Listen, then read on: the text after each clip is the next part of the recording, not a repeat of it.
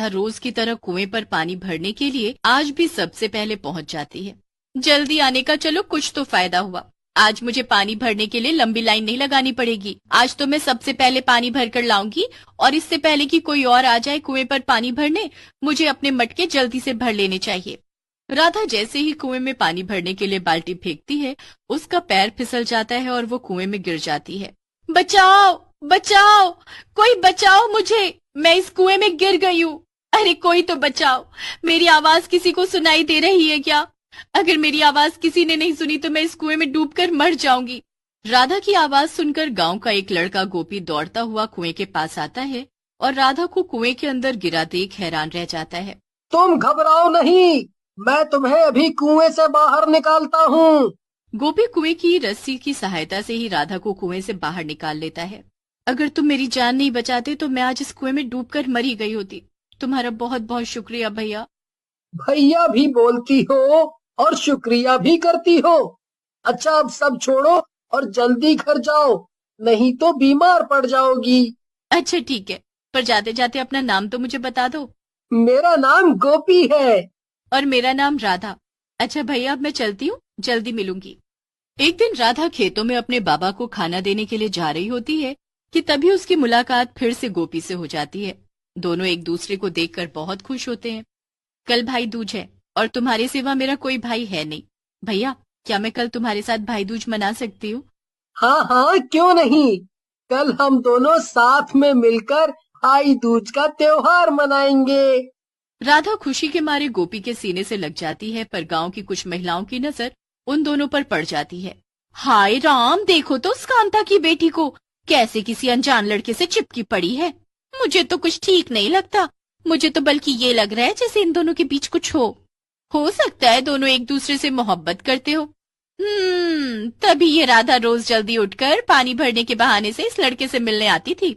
ये ठीक नहीं हो रहा, ये दोनों तो हमारी बेटियों को भी बिगाड़ देंगे। इन्हें देखकर कल हमारी बेटियां भी ऐसे करने लगी तो इन दोनों के बारे में हमें सरपंच जी को बताना चाहिए। चलो जल्दी चलो।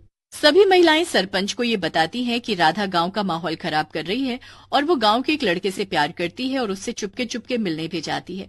अगर तुम सब ये सच बोल रहे हो तो मैं पूरे गांव के सामने उन दोनों को दंडित करूंगा। ऐसा दंडित करूंगा कि पूरा का पूरा गांव देखता रह जाएगा। सरपंच अपने नौकरों को बोलकर गोपी और राधा को पकड़कर गांव के सामने लाने को बोलता है। हमें यहाँ ऐसे बंदी बनाकर क्यों लाया गया है, कोई बताएगा जरा? हमें हमें छोड़ो और जाने दो। हमने कोई गुनाह नहीं किया जो तुम लोग हमें ऐसे यहाँ लेकर आए हो। अभी थोड़ी देर में तुम दोनों को सब पता चल जाएगा। तभी राधा के माँ बाबा भी वहाँ रोते हुए आ जाते हैं। मेरी बेटी ने कुछ गलत नहीं किया, फिर उसे क्यों बंदी बनाया हुआ है, उसे छोड़ दो। तभी सरपंच वहां आ जाता है और पूरे गांव को ये बताता है कि राधा और गोपी एक दूसरे से मोहब्बत करते हैं और चुपके चुपके मिलते भी हैं। राधा और गोपी बहुत कोशिश करते हैं सच्चाई बताने की कि वो एक गलत फहमी में है। वो दोनों तो एक दूसरे को भाई बहन मानते हैं, पर उनकी बात कोई नहीं सुनता। गांव में बहुत शोर शराबा होता है और दोनों को गांव के बीच में बने एक पेड़ से बांध दिया जाता है, तब तक जब तक कि उन दोनों की भूख प्यास से जान न निकल जाए। भूख प्यास के कारण आखिरकार उन दोनों की मौत हो जाती है। गांव वालों, देख लो इन्हें ध्यान से। अगर आज के बाद इस गांव में फिर से ऐसा कुछ हुआ तो उन्हें भी ऐसी ही सजा मिलेगी। जग्गू, राणा, इन दोनों की लाशों को जंगल में फेंक आओ। बाकी का काम जंगली जानवर कर देंगे। पूरा गांव मिलकर भी राधा और गोपी को नहीं बचा सका। वो सब तो बस तमाशा देखने में लगे थे। राधा और गोपी मर तो गए थे, पर उन दोनों की आत्माएं नहीं। जंगल में राधा और गोपी के शरीर से आत्माएं निकलकर बाहर आ जाती हैं और दोनों चुड़ैल और भूत में बदल जाते हैं। भैया भैया, ये क्या हो गया? हम मर चुके हैं। वो देखो, वहाँ सामने हमारी लाशें पड़ी है। हाँ बहन, और ये भी पता है कि हम खुद नहीं मरे, हमें मारा गया है। पर सबसे ज्यादा दुख मुझे तुम्हारे मरने का है। अरे, अगर सजा देनी ही थी तो मुझे देते, मुझे मारते, पर तुम्हें ये सजा क्यों मिली? हमने जब कुछ गलत ही नहीं किया तो सजा कैसी? हम दोनों का सिर्फ भाई बहन का रिश्ता था, पर इन लोगों ने उसे गलत नाम देकर इस भाई बहन के रिश्ते को तार तार कर दिया। मैं इन्हें छोड़ूंगी नहीं, बदला तो लेकर रहूंगी। उसके बाद गांव में जब भी कोई त्योहार होता या शादी ब्याह, चुड़ैल उसे बर्बाद कर देती। आज गांव के पंडित की बेटी की शादी है।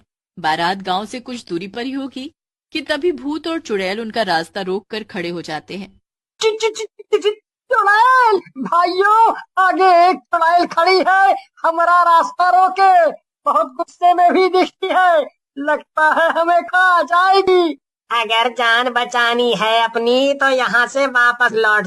चलो सब फिर जल्दी चलो, शादी तो बाद में भी हो जाएगी, अभी चलो। जैसे ही सभी बाराती पीछे मुड़ते हैं तो वहाँ भूत खड़ा होता है उनका रास्ता रोके।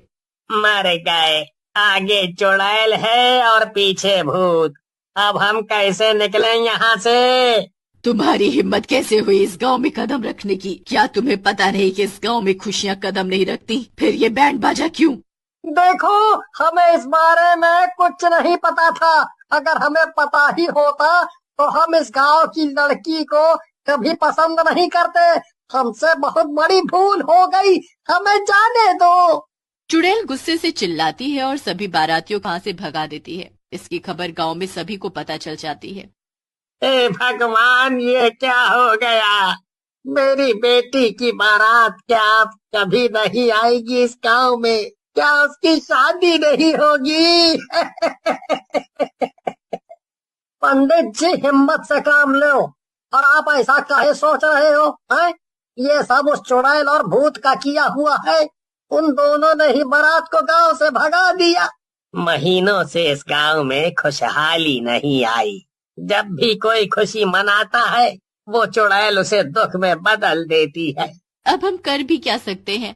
अगर अपने परिवार को सुरक्षित देखना है तो